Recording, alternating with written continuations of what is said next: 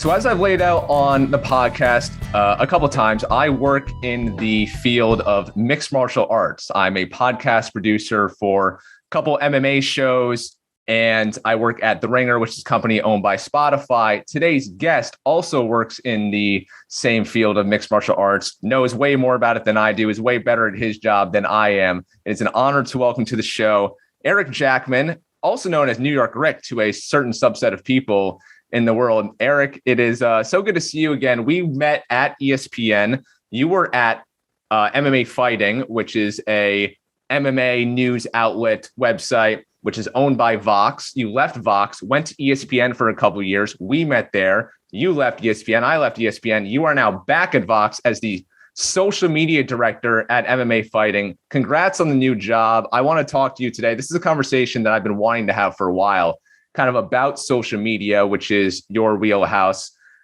This is obviously something that is a part of the vast majority of 20-somethings lives every day. It's something that we have grown up with. It's how we communicate. We spend a lot of time on it. You could argue that we waste a lot of time on it. And so I'm just really looking forward to talking to you today about the state of social media as a whole. But first, before we do that, how are you? So good to see you.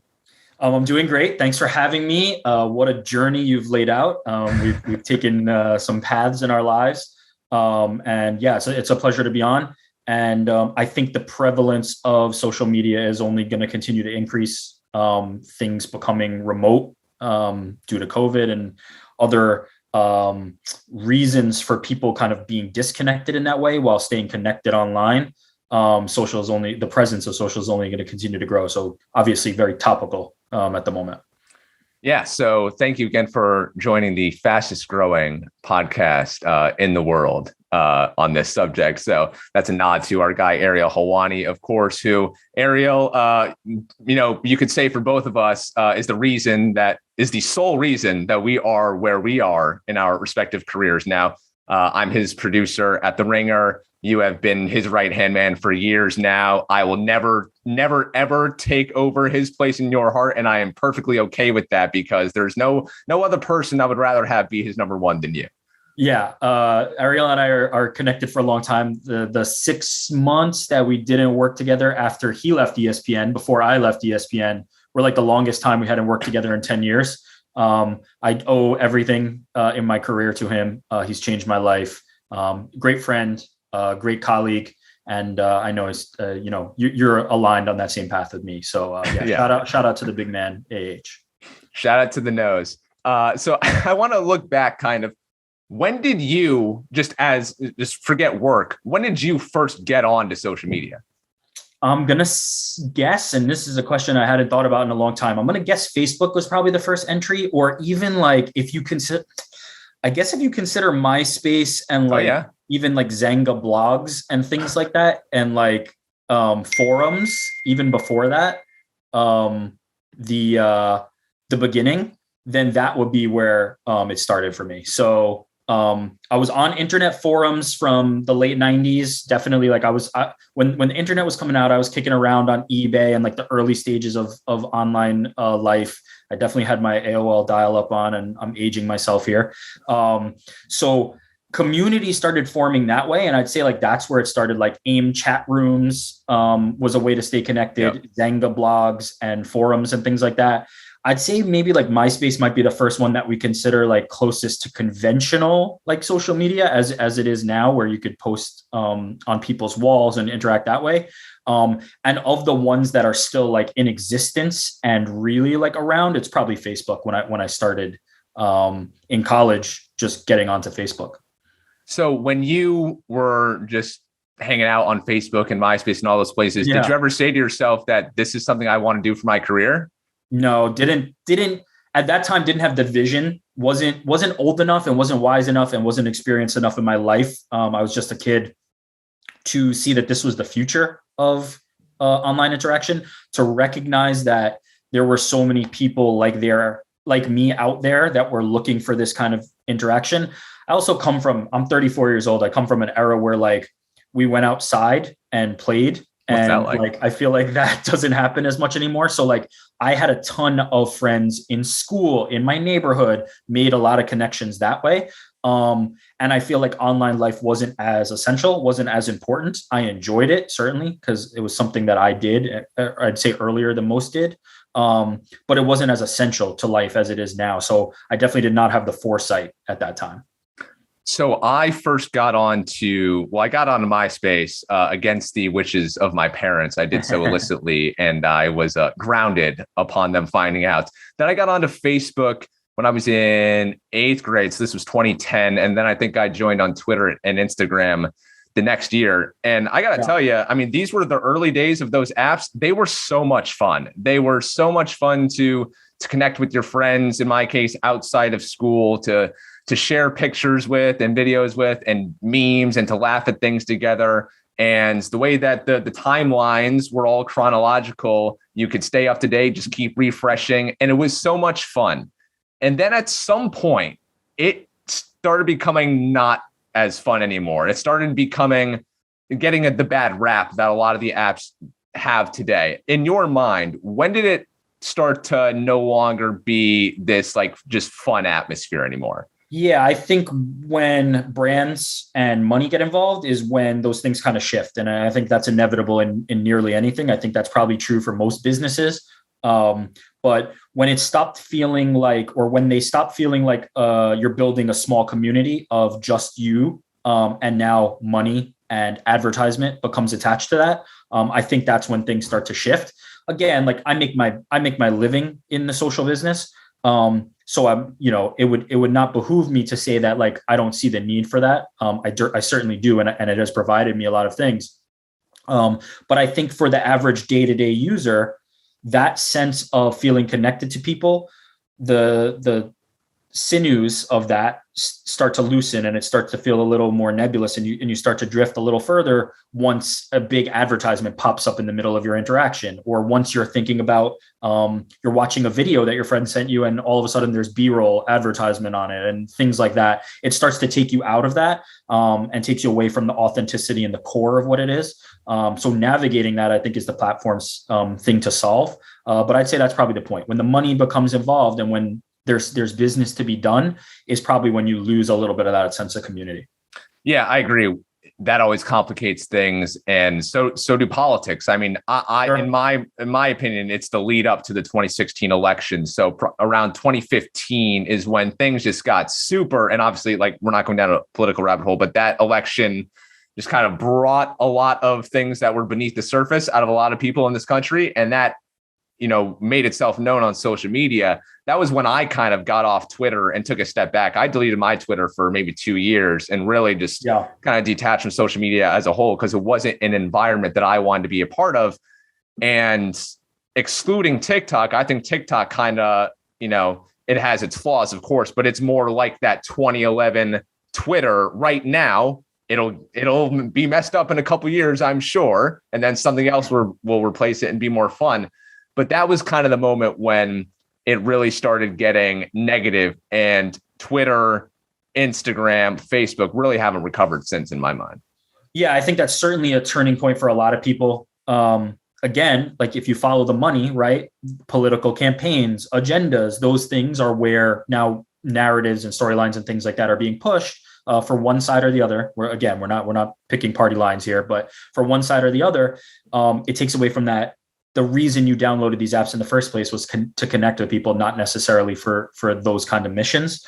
And I'm with you. I'm aligned on TikTok. It feels authentic. It feels fresh. It feels fun. Rest in peace to Vine, which was a platform I was I loved. I was a big fan of Vine. So I found that again in TikTok, and I am a fan. Quick side note: why didn't Vine really last? Yeah, I think there was some kind of a business dealing there where somebody bought them. I forget whether that was Twitter. It might have been Twitter. Bought them, and I just think they didn't know what to do with them. The way of the platform seems to be by, and especially this is true of Instagram, owned by Meta, is to cram everything into the singular app, as opposed to where Vine had its place. And now I think the days are gone of that, where you would take the functionality, as we see with like Instagram Reels, right? They take the functionality of TikTok and bring it into the platform. I think Vine was probably a victim of that, of being a really strong idea that could then be taken and put into a platform. Gotcha. Okay.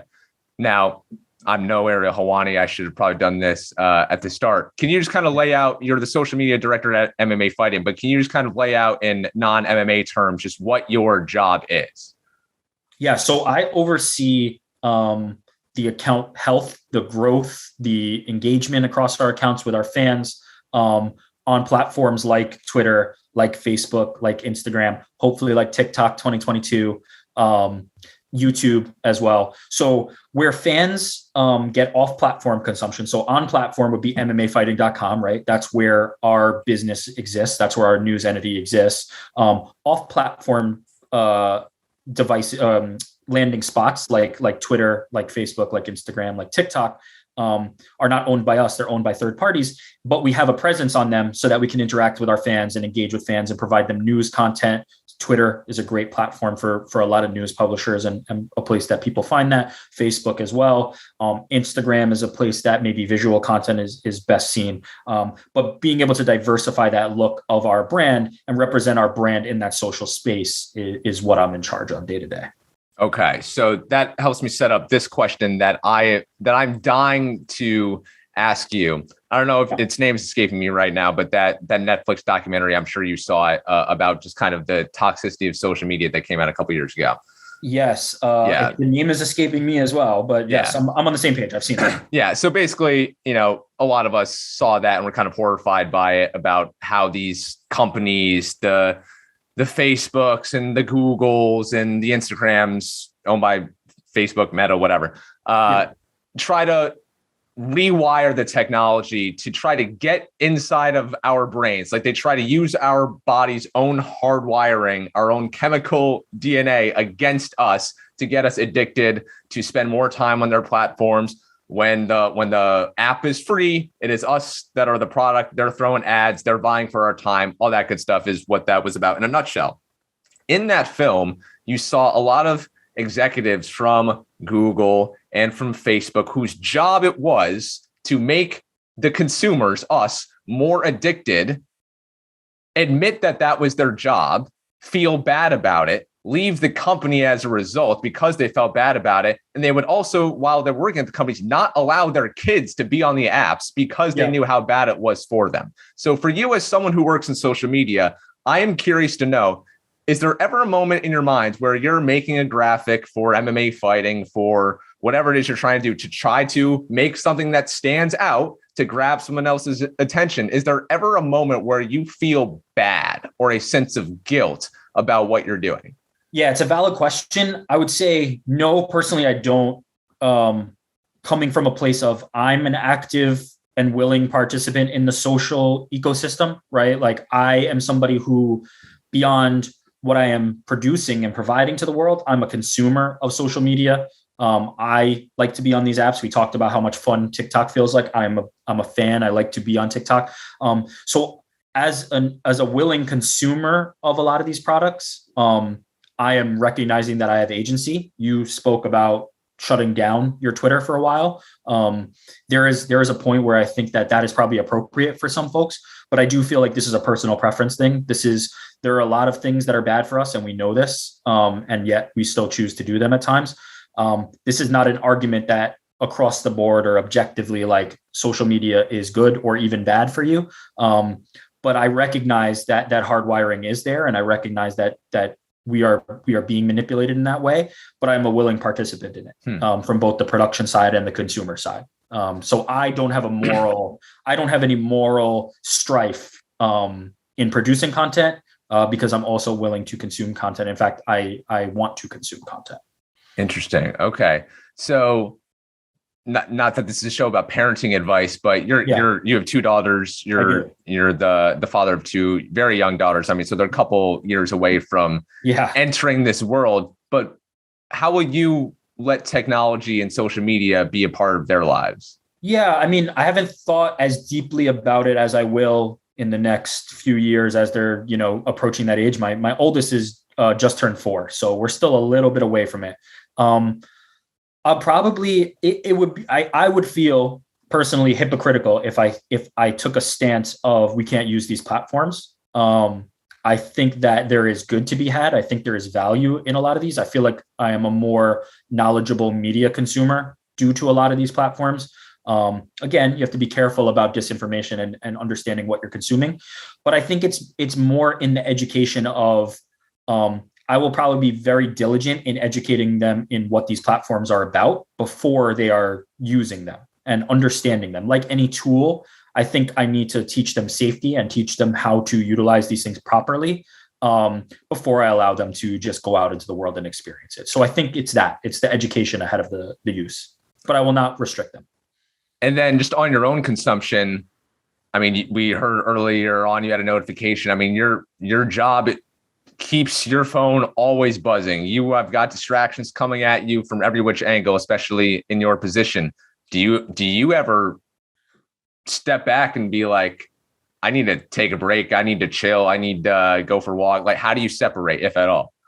Yeah, there is a blurring of the lines, certainly, and especially made harder in the pandemic as people move toward home. And I move toward home, my home becomes my office. And now all of a sudden, not only do I not have that physical separation of office and work, but my job and my living is based on a constantly moving environment that gets served to me through notifications and things like that. So the answer is yes. Like if I need to say, I need to mentally uncheck for this next 2 hours to go pick up my daughter and go grocery shopping, I'll try not to be locked in at that time. It becomes hard. There's certain times where you get pulled into it and the job is what the job is. And I can appreciate and recognize that. And I don't have any problems with it. But I do have to mentally kind of compartmentalize and say to myself, like, yes, let me physically step away from this and try not to pay attention to it. And put my mind on something else, the physical world that, I was kind of talking about before, where I used to go out and play. I have to reset that a little bit. And in my job at MMA Fighting, it has been easy to find that work-life balance. And it's been helpful and healthy. I don't know how much you follow kind of emerging technologies and stuff, but I'm starting to dig into the metaverse, which is kind of where Facebook named Meta as kind of an homage to what is coming, what Zuckerberg and crew are trying to build. How do you feel about that? How do you feel about this idea that on social media, a criticism of it is you've got a bunch of people on there pretending to be someone they're not. In the metaverse, you can be someone that you're not. How do you feel about that world and what may or may not be coming? Yeah, I feel like the idea of misrepresenting who you are or hiding behind anonymity is only going to continue to grow. But I don't think that is metaverse or platform specific. If you want to be anonymous online, you can be anonymous online, as long as you're able to try hard enough and figure out the workarounds. I think it goes back to what I was talking about in terms of safety. Like the platforms need to build in and the consumers need to be aware of the realities of what's to come. I don't think there is any avoiding that the world will continue to move closer and closer to the metaverse and closer to virtual life and away from physical life. And as that happens, we need to, as consumers, and they need to, as platforms and brands and businesses, establish the safety of that. But I think there's a personal responsibility that has to be taken there. I think there's a responsibility for those platforms that needs to be taken, because I do not think this train can be stopped at this time. Does that scare you at all? I mean, I tried explaining this to my parents the other day, and they were like, what are you talking about? There's going to be a world where you don't even have to exist in the real world at all. And I was trying to say, I mean, yeah, kind of. You can spend a bunch of time in this non-existent reality. I mean, so like, that's such a crazy thought to me. It doesn't scare me because it doesn't feel here yet. It doesn't feel tangible. It still feels like there's time between, and there's going to be evolutions between the time where we exist as like a cloud that is connected to a network. But I don't know, we spent all these years watching these films that romanticize that idea and like the connections with technology and like the development of this and what it could theoretically do for advancement of our species as far as like health and other things and extending life. If you consider existing on a server life. And I don't know, there's something romantic about it to me. Maybe I'm off, maybe I'm a little imbalanced. But I've watched enough of those movies, and I do see the appeal of it. I understand why we're moving in that direction. And I'm not really scared of it as much as recognizing that I need to prepare and take precaution and figure out how to navigate that world, that new world. But I wouldn't say I'm scared. No, I'm not really scared. I'm glad to hear that you're so open-minded about it because, and this is something I talk about a lot on the show.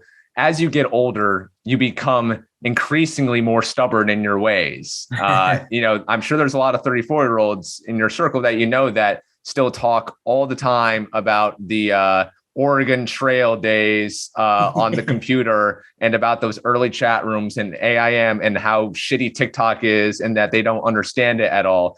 And so it's in my mind, you always, especially in your job, you need to kind of be on your toes all the time, willing to change with the times, because that'll be a skill that will serve you well for the rest of your life. Because the older you get, people often tend to just like remember the good old days and lean into those even more. So it's really good that you are not being one of those people. Yeah, it's one thing to be resistant and kind of not want to change and be pulled along reluctantly. It's another thing to just downright refuse and not recognize what's coming. Like, I think this is a reality that we can't escape, that these things are happening. Meta is not the only one who is considering a metaverse. Like your favorite company is thinking, how do we make this happen? Every single one of them is trying to figure that out, because then they're also trying to sell you things in that ecosystem, which is the end goal of all of this. So to not recognize that this is coming and keep yourself open to that idea and then be best prepared for it, I think would be negligent. I think you'd be doing yourself a disservice. But you can still be nostalgic. It's okay. And maybe in that metaverse, they've developed a way that you can play Oregon Trail with your friends in the metaverse. So take advantage. Honestly, the way I think about this a lot of times is opportunity. Like the same way that businesses are thinking of this as an opportunity, I'm thinking of this as an opportunity to do things in my life that I can't now. If the metaverse provides me those opportunities, that will be the direction I'm going in. That will be the area that I will lean into. And if it provides opportunities for my family, for my children, that is where I will take it. And I'm open to that possibility and figuring out how to navigate that. I can't wait to be the first podcast producer in the metaverse. So you give me some ideas here. We've mentioned TikTok a couple of times. That feels like the app, the place to be. 100%. I think it's a lot of fun. It resembles that 2008 Facebook, that 2010 Twitter. We're just fun. Yes, I mean, China has complicated things. Yes, Trump threatened to. There's been a lot of controversy around it, more so early on in TikTok than early on in those other apps.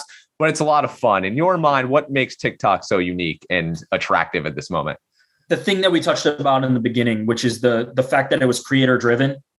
It was the creators were the ones who were influencing how the platform functioned. And if you were into it, you had a home, and now you found a like-minded group of people. If you weren't, you just didn't use TikTok, or you never arrived on it in the first place.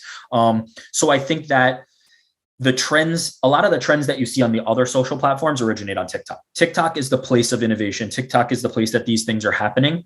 And so that sense of community that you touched on kind of went away, and that connection with other like-minded people is still there, is still present in TikTok. Now they're obviously talking about monetization and figuring out, and there's advertisements and things like that are coming to the platform. I still think the heart of it is very grounded in that creation. There's problems that exist on that platform across any platform, ownership, right? There's a lot of people who can just take content that isn't theirs, or utilize content that isn't theirs. That's a problem. But there's also a lot of genuine creativity that comes out of that platform that then gets transferred onto other platforms and people come to later. So as an example, our friend Daria Hawani fell in love with Island Boys, that song by those two musicians. I'll call them musicians. The TikTok had that 3 weeks before people were discovering it on Twitter and were discovering it on Instagram. So there is a discovery. Discovery is a good, creation and discovery are still happening on that platform, much like RIP Vine at the time that we were utilizing that and spreading elsewhere. So that's what I think is so appealing for it at the moment.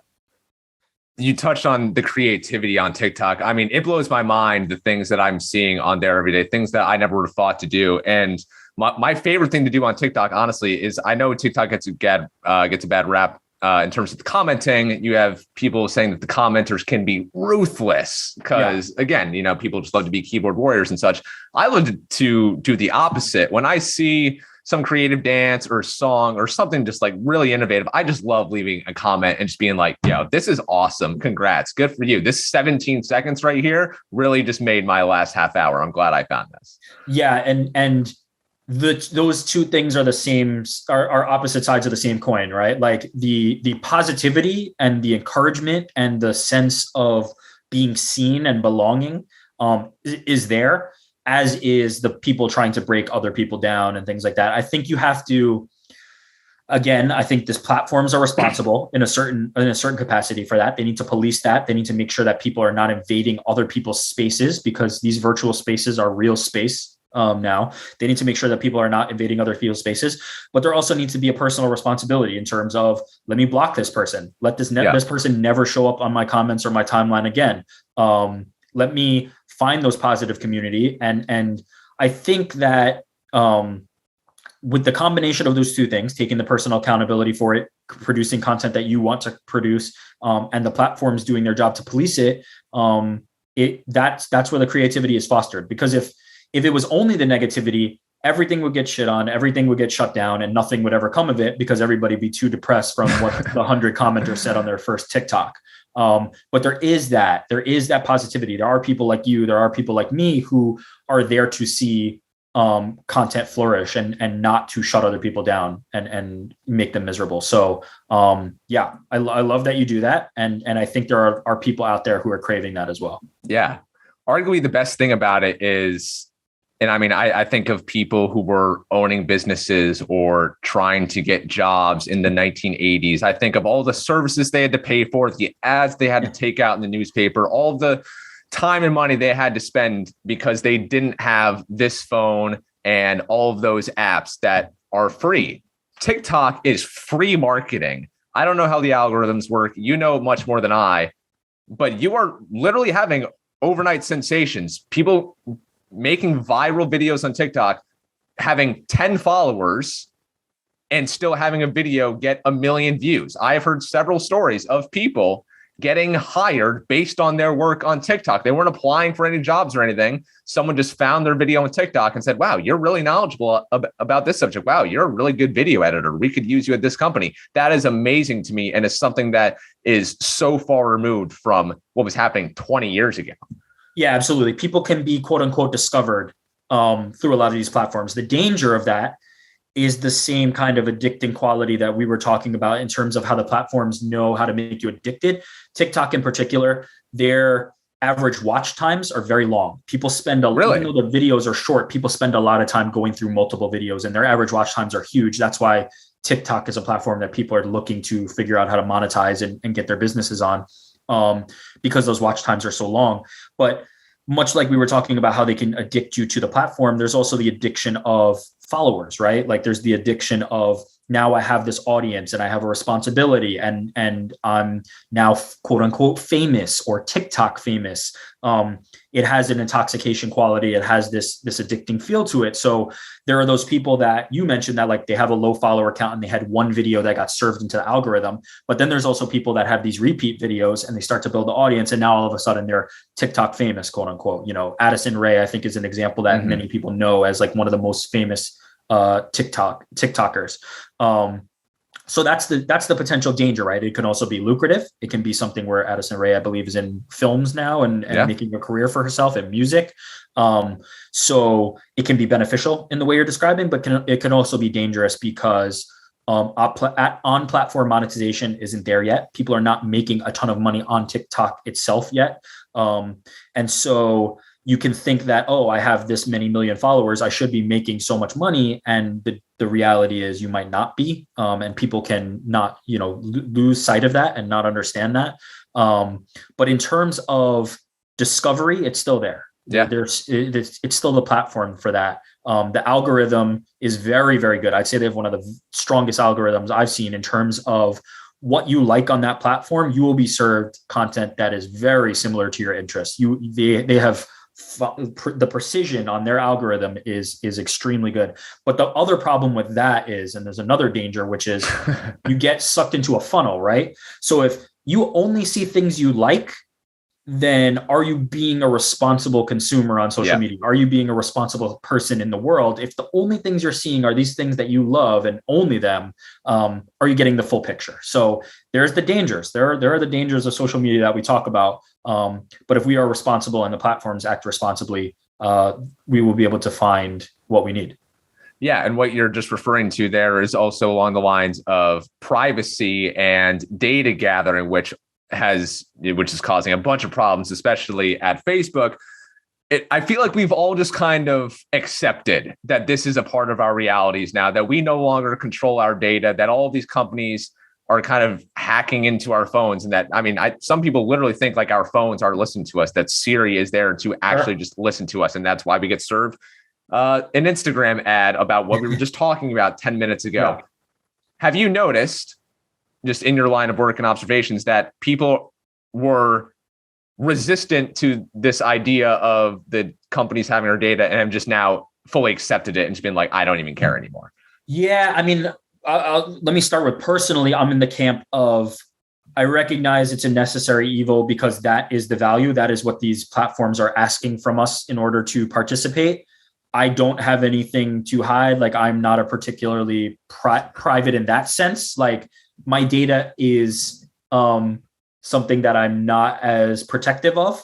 But I recognize the danger of that. I recognize, like, I am making a conscious decision. I'm making an informed decision based on my personal preferences and needs. I recognize that being able to protect that and not have companies have that would be beneficial to the public. And I recognize that anybody who has that position, that they are not willing to fork over their data, more power to them. I support them. They don't need to use those platforms.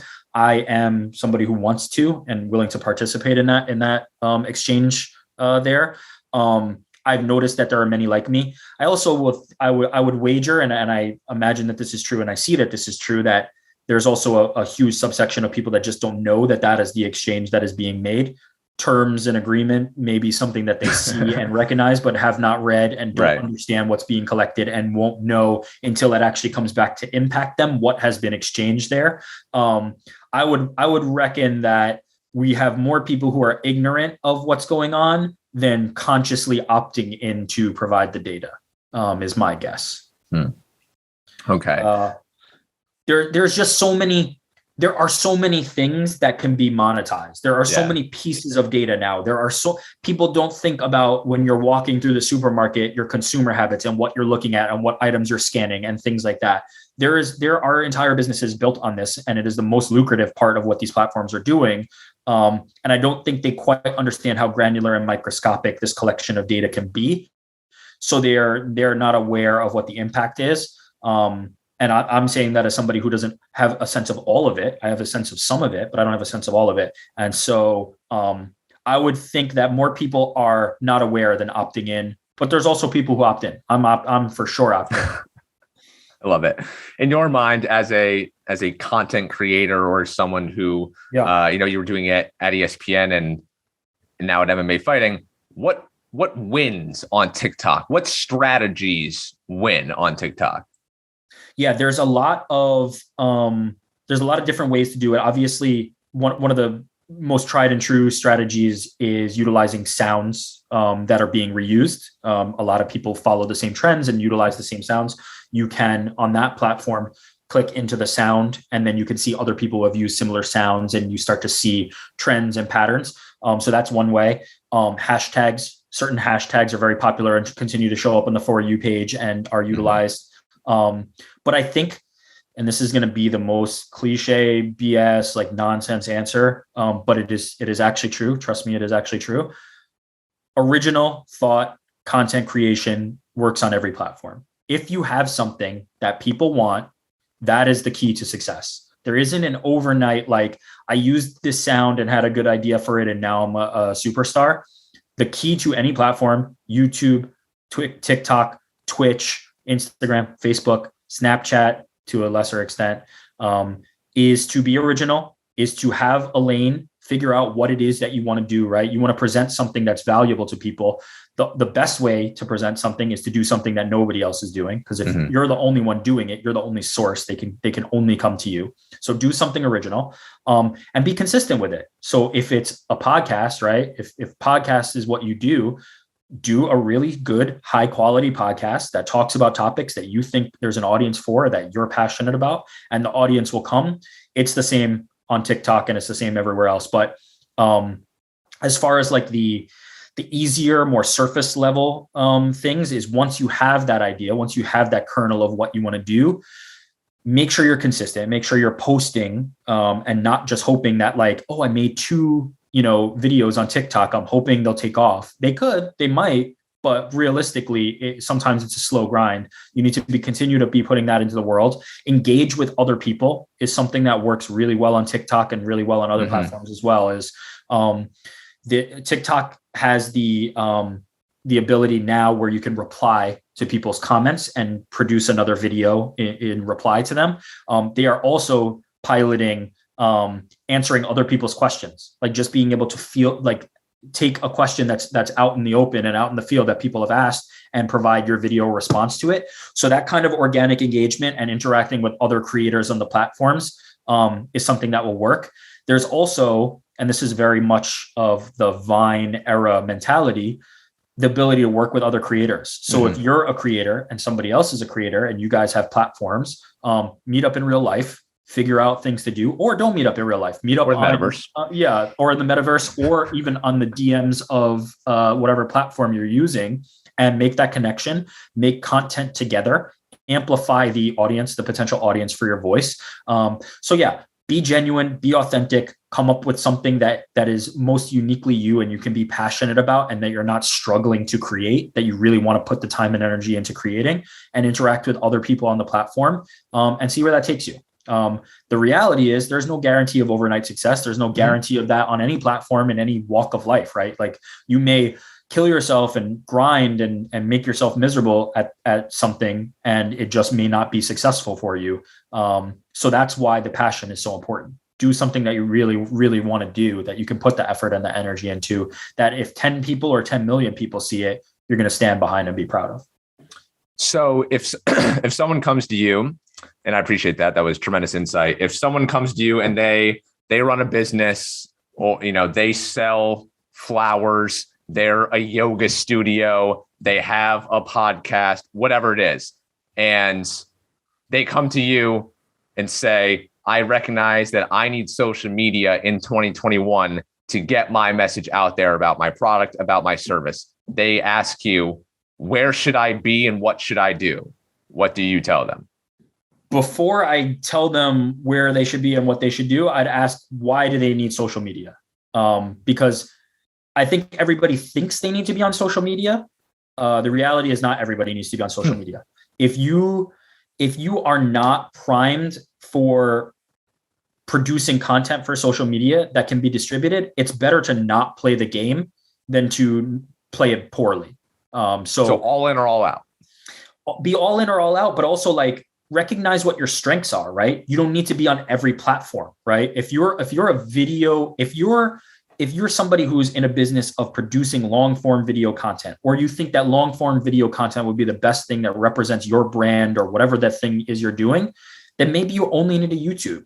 If you have a Twitter that has no following, and can't show people on that platform with things that are fit for that platform, why they should be following your long form content elsewhere, or not providing value on Twitter, I'm just using them as an example, then maybe don't have one. So I would start with what is the venue, what is the forum to best represent what you need and what you want to do, and let's pair that with what you're doing, as opposed to saying, you need to be on Twitter, you need to be on TikTok, you need to be on this, that, or the other. I think it is much more important to be authentic on each of these platforms. Mm-hmm. And I think it's much more important to be fitting the content to the distribution method. Because like, to simplify what we're talking about here, this is all distribution. Yeah. All we're doing is giving people something, right? In most people think of social media as like, I'm trying to get you to interact, or I'm trying to get you to engage, or I'm trying to even take you off platform. It's all distribution. So if you are a brand or you are a company and you have a message that needs to get out, social media may not be your best method. It could be a newspaper. It could be on YouTube, which if you consider YouTube social media, I think YouTube and Twitch live outside of what we'd call like traditional social media platforms a little bit, and more toward like video specific. But maybe those are the right platforms for you. So I don't think there's a catch-all. I think if you are a brand that exists on a lot of these platforms, especially if you're a higher profile brand, to me, TikTok is the place that you'd want to be most readily, because the captive audience is there and it hasn't been kind of monetized as heavily yet.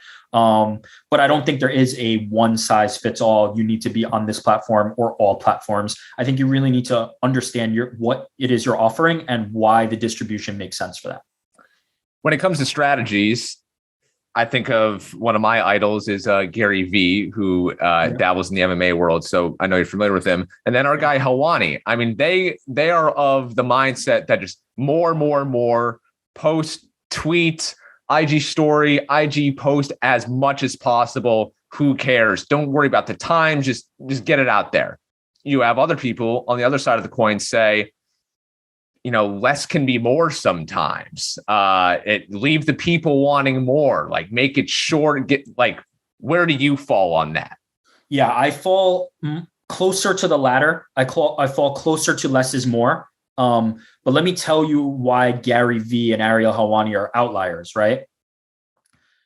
Gary Vee and Ariel Helwani became who they were not on social media. Social media is a device. Social media is a distribution platform for them, but they became who they were before they utilize these platforms, right? So a perfect example of this is Ariel Helwani. At the core of what he does, the number one thing that he is most passionate about and most known for, there's two: in-person interviews with MMA fighters, but a show that in 2021 is 3.5 to 4 hours long. Wow. There is not a person in the digital space alive that would recommend that, would tell you that that's good, would tell you that that's good for business, would tell you that that's optimal. But he does it because he's an outlier, because that is what he became famous and popular for, because he matched the distribution, which ended up being at the time YouTube and other platforms, to what he was doing, and found the right fit and the right home for it. And now people continue to have that habit. Gary Vee, speaking in person, networking, meeting people. He built his brand before he became somebody who has really good TikTok content, which he does. And I really like Gary Vee's TikTok content. So I think it goes back to what I was talking about earlier. If I was to make a recommendation to a brand or a company or even a person, you need to know what your strengths are. You need to know what will work best for you, and you need to establish that. At a certain scale, when you're Ariel or where you're Gary Vee, you can just fire things off and you will find audience because they have such a massive following. If you are somebody who is trying to build an audience and you're not Gary Vee and you're not Ariel Helwani, less can be more. The algorithms on these platforms reward you for having high performing posts, and they ding you for have lower performing posts. So if you have a post that doesn't do well, it hurts you as much as a well-performing post helps you.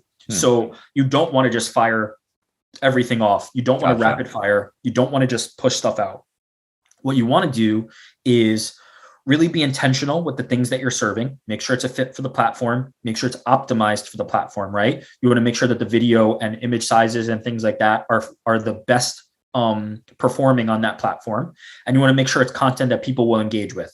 The number one driver, the thing that you want to get, and this will enhance your growth and unlock everything else for you, is engagement. You want people to interact with your post. If it's to like it, if it's to retweet it, if it's to comment, if it's to share on Facebook, any of those, or to share with somebody on DM on Instagram, any of those are something that will take it outside your current following and into new follower opportunities, and will put you in front of people that are not the existing followers. And that's where you will see the growth. Then as you continue to grow and you continue to follow that engagement plan, now you'll continue to expand that network and expand that network and expand that network. So I would recommend especially if you are somebody trying to build an audience, not to overly do it. Be intentional, be genuine, and also make sure that you are providing value with each of your posts. It's a really good point. I mean, you just brought up a bunch of great points, but I had never really thought about it because to bring what you said into the podcast world, with regards to Gary Vee with Ariel, and they established their fans outside of social media, kind of before social media, people ask me all the time, because when I advise other people about podcasts, people want to talk about podcast length, yada, yada. They say, well, Joe Rogan's is 3 to 4 hours. And I'm like, that is an outlier. That is not something that you should do. Joe Rogan can do that because he was doing that before podcasts were cool, before podcasts were a thing. Yeah. Before like anyone knew what a podcast was. He was doing that, having these long, random conversations, smoking blunts with these random comedians and MMA fighters and different thinkers. That's what allows him to still do it. Similar to what you said with Gary and Ariel. Yeah. And to tie it even more full circle back to the conversation we were having about TikTok and me saying like, you need to be passionate about this thing and consistent with this. Joe Rogan, Ariel Helwani, Gary Vee, all three of them. The one thing they have in common is they are who they are, and they will do that for an audience of 10 people in a room, just meeting Gary Vee and shaking his hand, or they will do that for an audience of 10 million people when you got Joe Rogan with Elon Musk, right? Yeah. They would have been doing that for any size audience. The audience was independent of what they were doing. So you have to find what that thing is, much like they did. And that's what you need to lean into and pursue. And then the audience will follow. Again, there's no guarantees of how far that's going to take you and how far that audience is going to grow if there's not enough of an industry for it. But that is the key to the success. You have to find that thing and pursue that with everything you've got. Well, New York Rick, this has been a wildly fascinating, informational conversation. Selfishly, for someone who kind of like I don't work in social media, but I am. It is a part of my everyday, whether it's for work or for pleasure. So I'm constantly trying to figure out ways to crack the code, to get better at it, to navigate it all. So this has been great. I hope to see you in the metaverse. And I look forward to, even though we're technically competitors, I don't see you as that. And I know we'll be talking about Rob Font versus Jose Aldo this weekend. Yeah, look at you, Troy. Still with it. Two things on that. One, yes, I hope to see you in the metaverse, and I will for sure be joining you there. But I hope to see you in real life too. Even though we just got done with this conversation, and I talked about not being afraid of what's to come in the metaverse and being a willing participant. There's still nothing like seeing somebody face to face, and I still am nostalgic for that. So I hope to see you again soon. Thank you for watching today's episode of The Troy Farkas Show. If you would like more from me and my guests, head on over to thetroyfarkasshow.com for more podcasts, blogs, and videos. Be sure to drop a like on YouTube. You can subscribe to my channel. You can follow the show wherever you get your podcasts and leave us a review on Apple Podcasts. We would really appreciate it.